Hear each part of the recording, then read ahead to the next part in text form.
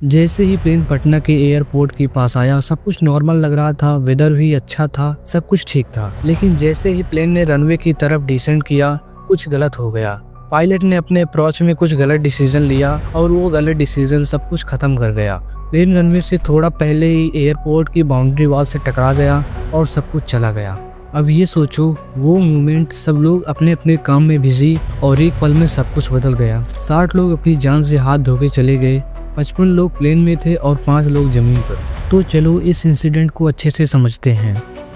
एक normal flight थी जो कोलकाता से पटना जा रही थी। पटना एयरपोर्ट के पास जाते हुए प्लेन को लैंडिंग के लिए रनवे 25 पर क्लियरेंस मिल गया, लेकिन एक प्रॉब्लम आई।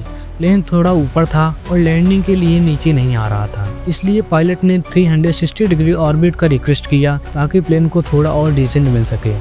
अब ये मैनूवर करते वक्त कुछ गलत हो गया, प्लेन स्टॉल हो गया। मतलब उसने अपनी स्पीड इतनी कम कर ली थी कि वो हवा में प्रॉपरली लिफ्ट नहीं पा रहा था। फिर एक ऐसे एंगल पर था कि नोज ने जमीन की तरफ डाइव कर दिया और एकदम से क्रैश हो गया, वो भी एक रेसिडेंटल एरिया में। 1 सेकंड में सब कुछ बदल गया। इस फ्लाइट में टोटल क्रू मेंबर 6 थे और सबकी जान गई। कैप्टन अरविंद सिंह बग्गा 31 साल के थे और उनके पास 4085 फ्लाइंग आवर्स का एक्सपीरियंस था। कैप्टन मनजीत सिंह सोनपाल जो 35 साल के थे, उनके पास 4361 फ्लाइंग आवर्स का एक्सपीरियंस था। ये दोनों पायलट्स काफी एक्सपीरियंस थे।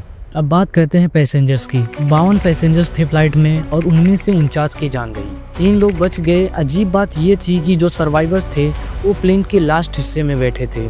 वैसे भी क्रैशेस में पिछले हिस्से काफी सेफर्स माने जाते हैं क्योंकि इम्पैक्ट फोर्स वहाँ पर थोड़ा डिस्ट्रीब्यूट हो जाता है। तो ये सोचो कितने अनलकी थे वो फ्लाइट के बाकी पैसेंजर्स। 46 लोग पटना जा रहे थे और 6 लोग लखनऊ के लिए ट्रेवल कर रहे थे। ये स्टॉप ओवर वाली फ्लाइट थी और हर एक पैसेंजर्स की जर्नी अलग थी। DGCA की इन्वेस्टिगेशन के बाद ये समझ में आया कि ये क्रैश पायलट की गलती की वजह से हुआ। क्रू ने इंजन्स को आइडल थ्रस्ट पर रखा था जिससे प्लेन की स्पीड काफी कम हो गई थी। इनिशियली 130 नॉट्स थी और 119 नॉट्स तक गिर गई थी।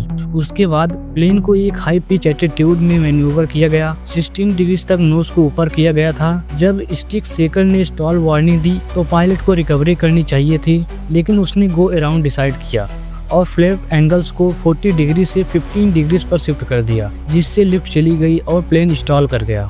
ये सब होते वक्त प्लेन की एयर वर्थनेस बिल्कुल ठीक थी और उसके पुराने होने का कोई डायरेक्ट इफेक्ट नहीं था। हाँ, प्लेन काफी पुराना हो चुका था, 51,278 साइकिल्स कंप्लीट कर चुका था और रिटायरमेंट के लिए रेडी था, लेकिन ये सब कोई मेजर इशू नहीं था। ये सब कुछ कब हुआ था? 17 जुलाई 2000 का दिन था और इंसिडेंट सुबह के लगभग 2:03 पर हुआ था।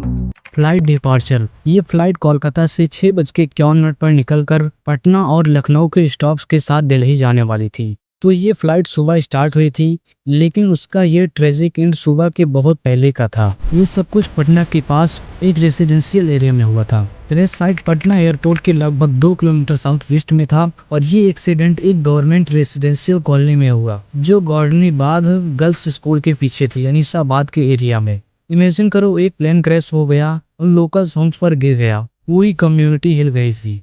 पटना इंडिया का एक मेजर सिटी है और ये इंसिडेंट डोमेस्टिक एविएशन सेफ्टी के लिए एक वेकअप कॉल था। इस जगह का एयरपोर्ट इंफ्रास्ट्रक्चर भी एक मेजर इशू था। पटना के एयरपोर्ट के आसपास के टॉल ट्रीज ने रडार सिग्नल्स को डिस्टर्ब किया था। रेडियो बीम 300 फीट तक ही काम करता था और रनवे थ्रेशोल्ड को 400 फीट डिस्प्लेस किया गया था एयरपोर्ट रोड की वजह से। ये सब स्पेशली रात को या बैड वेदर्स में बहुत ज्यादा रिस्की हो सकता था। इसलिए ये इंसिडेंट सिर्फ पटना के लिए नहीं, पूरी इंडिया और ग्लोबल एविएशन सेफ्टी स्टैंडर्ड्स के लिए एक क्रिटिकल केस स्टडी बन गया। ये हमें बताता है कि इंफ्रास्ट्रक्चर इशूज कभी भी डेडली हो सकता है अगर उन पे ध्यान न दिया जाए।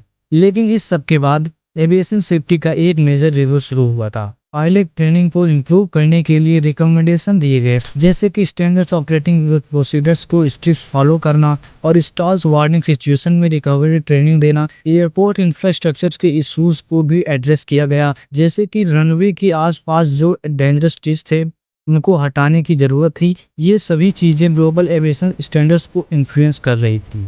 अगर तुम्हें ये स्टोरी सुन के लगता है कि कुछ रिलेटेबल है तो सोचो, हम सभी को अपनी डेली लाइफ में प्रेशर फेस करना पड़ता है।